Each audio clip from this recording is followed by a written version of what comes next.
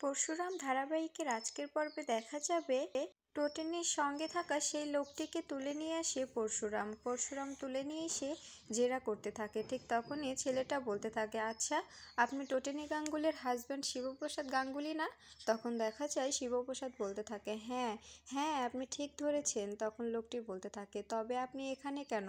তখন শিবপ্রসাদ বলতে থাকে, আপনি আমাকে যখন যেভাবে চাইবেন ঠিক সেভাবেই পাবেন। আমি সব জায়গাতেই থাকি, এটা আমার অভ্যাস, বুঝতে পেরেছেন? আমাকে সব জায়গাতেই মানায়। তখন দেখা যায় লোকটি বলতে থাকে, আপনি কিন্তু এভাবে আমাকে উঠে নিয়ে এসে মারধর করতে পারেন না, আপনি জানেন না আমি কে।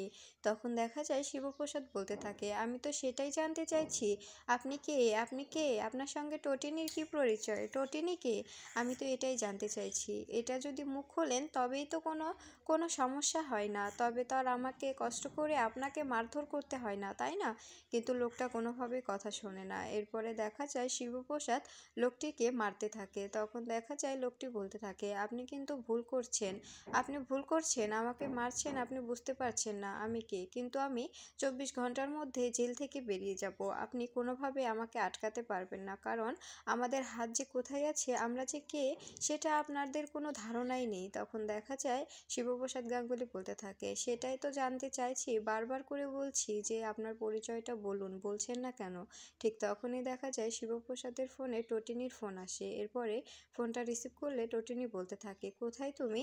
তখন শিবপ্রসাদ বলতে থাকে, আসলে একটা ক্লায়েন্ট মিটিংয়ে এসেছিলাম। কেন, কোনো প্রয়োজন? তখন দেখা যায় টোটিনি বলতে থাকে, আসলে একটা কথা বলতে ফোন করেছিলাম, লাট্টু ও পিকুকে তুমি কি আজকে স্কুলে দিয়ে আসতে পারবে? তখন দেখা যায় শিবপ্রসাদ বলতে থাকে, কেন?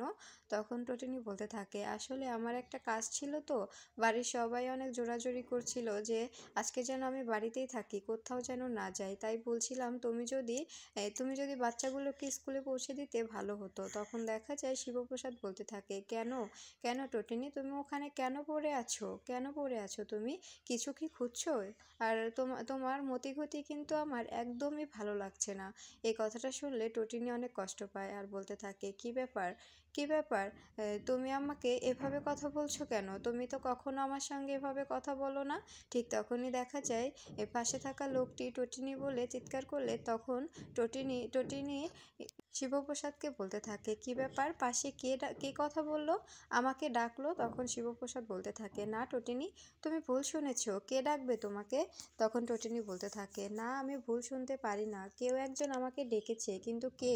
তুমি আমার কাছে লুকোচ্ছ কেন? তখন শিবপ্রসাদ বলতে থাকে, আমি বলছি তো কেউ ডাকেনি, তারপরেও বারবার কেন প্রশ্ন করছো বুঝতে পারছি না। তখন টোটিনি বলতে থাকে, আমি সত্যি বলছি, কেউ একজন ডেকেছে, আমি নিজ কানে শুনেছি। তখন শিবপ্রসাদ বলতে থাকে, তুমি ভুল শুনেছ। তখন টোটিনি বলতে থাকে, আমাদের ভুল শুনতে নেই। এরপরেই ফোনটা কেটে দেয়। এরপরে দেখা যায় টোটিনির ঘরে আসে সত্যজিৎ টোটিনির ঘরে এসে বলতে থাকে, কার সঙ্গে কথা বলছিলে? তখন টোটিনি বলতে থাকে, কেন, আমার হাজব্যান্ডের সঙ্গে কথা বলছিলাম। এদিকে দেখা যায় বলরাম শিবপ্রসাদকে বলতে থাকে, কি রে, ইন্টারোগেট করবি না? তখন শিবপ্রসাদ বলতে থাকে, না আমি এখন আর পারছি না, আমার অনেক কষ্ট লাগছে, টোটিনির সঙ্গে আমি খারাপ ব্যবহার করলাম, টোটিনি আমাকে সন্দেহ করছে, এটার জন্য আমার অনেক খারাপ লাগছে, তোরা সবটা দেখে নে। এরপরে দেখা যায় শিবপ্রসাদ যখনই যেতে যাবে ঠিক তখনই লোকটা শিবপ্রসাদকে বলতে থাকে, আপনি যে এই আন্ডারওয়ার্ল্ডের ত্রাস পরশুরাম, এটা আমি টোটিনিকে বলবো না, আমি টোটিনিকে বলবো না, আর এই 24 ঘন্টার মধ্যে আমি এখান থেকে বেরিয়ে যাব, আপনাদের কারোর ক্ষমতা নেই আমাকে এখানে আটকে রাখা। এরপরে দেখা যায় শিবপ্রসাদ বলতে থাকে, হ্যাঁ হ্যাঁ দেখি, আপনি যদি বেরোতে পারেন বেরিয়ে যান। এরপরে লোকটি বলতে থাকে, অবশ্যই আমি এখান থেকে বেরিয়ে যাব, এখানে আটকে রাখার মতো ক্ষমতা এখনও কারোর হয়নি, আমি কে সেটা আপনি জানেন না, আপনার কোনো ধারণাই নেই। এরপরে দেখা যায় শিবপ্রসাদ সেখান থেকে বেরিয়ে যায়। এদিকে টোটিনিকে সত্যজিৎ বলতে থাকে, আচ্ছা তুমি সত্য করে বলো তো, তুমি বৈবাহিক জীবনে সুখী তো, তুমি অসুখী নয় তো? তখন দেখা যায় টোটিনি বলতে থাকে, কি বলছো তুমি, কি বলতে চাইছো? তখন দেখা যায় সত্যজিৎ বলতে থাকে, হ্যাঁ আমি এটাই বলতে চাইছি যে তুমি কি অসুখী? তোমার জীবনে যদি তুমি অসুখী হও তবে তুমি ফিরে আসতে পারো। তোমার জন্য এ বাড়ির দরজা খোলা। কিন্তু হ্যাঁ, ওই সাপোসে এজেন্টের লোকটিকে তোমাকে ছেড়ে আসতে হবে। তুমি যদি ওকে ছেড়ে আসতে পারো তবেই তোমার জন্য এ বাড়ির দরজা খোলা। বুঝতে পেরেছো? ঠিক তখনই কাবেরী এসে বলতে থাকে, আঙ্কেল আঙ্কেল, বাড়ির পাশে একটা ওয়েটারকে পড়ে থাকতে দেখা গিয়েছে, অজ্ঞান হয়ে পড়েছিল। তখন দেখা যায় সত্যজিৎ বলতে থাকে, কি বলছো এসব? ওয়েটার পড়েছিল মানে?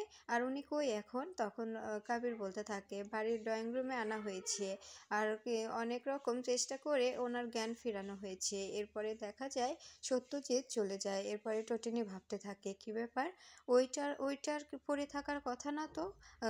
আমার লোক মেরেছিল তো ড্রাইভারকে, তবে ওইটার কেন পড়ে থাকবে? এরপরে দেখা যায় টটিনি তার লোককে ফোন করলে ফোন সুইচ অফ দেখায়। তখন টটিনি বলতে থাকে, কি ব্যাপার, ফোন বন্ধ কেন?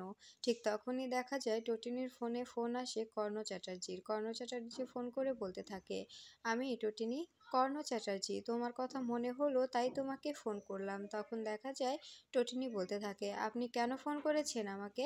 আপনি কি চান? তখন দেখা যায় কর্ণ চ্যাটার্জি বলতে থাকে, কি চাই? আমি কি চাই তুমি বুঝতে পারছো না? তখন টটিনি বলতে থাকে, না, বুঝতে পারছি না। আপনি কিসের জন্য ফোন করেছেন আমাকে? আপনার ফোন করার কোনো রাইট নেই। তখন দেখা যায় কর্ণ চ্যাটার্জি বলতে থাকে, আসলে আসলে মুখার্জি বাড়ির গার্ডেনে একটা ওয়েটারকে অজ্ঞান হয়ে পড়ে থাকতে দেখা গিয়েছে। এর মানে কি? তুমি সবটাই জানো। ওখানে তো কিছু একটা ঘটেছে। তখন টটিনি বলতে থাকে, আমি কিচ্ছু জানি না, আমি এ ব্যাপারে কিছু জানি না, আপনি আমাকে ফোন করবেন না। তখন কর্ণ চ্যাটার্জি বলতে থাকে, তুমি অবশ্যই জানো।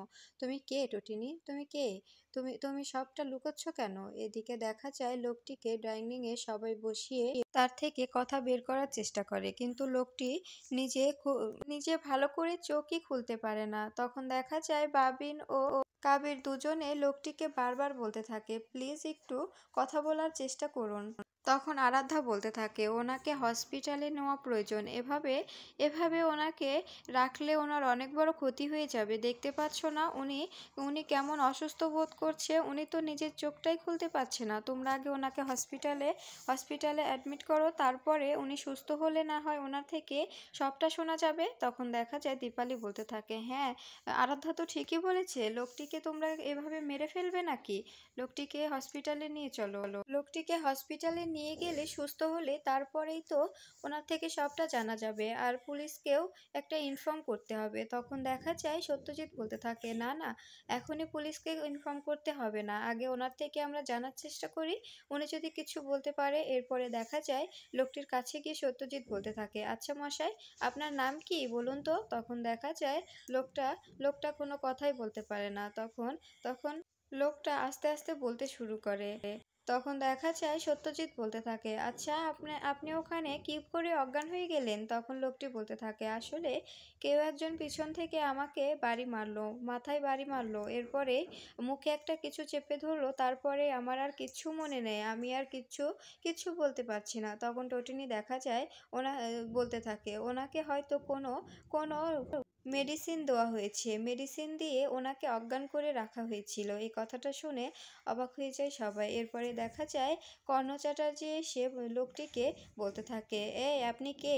আপনাকে এখানে কে পাঠিয়েছে? আপনি কি সত্যিই ওইটার? তখন দেখা যায় আরাধ্যা ও কাবির বলতে থাকে, হ্যাঁ হ্যাঁ ড্যাড, উনি সত্যিই ওইটার। ওনাকে কেউ মেরে ওখানে ফেলে ওনার জায়গায় অন্য কেউ সার্ভ করতে এসেছিল, এটাই আমাদের জানতে হবে।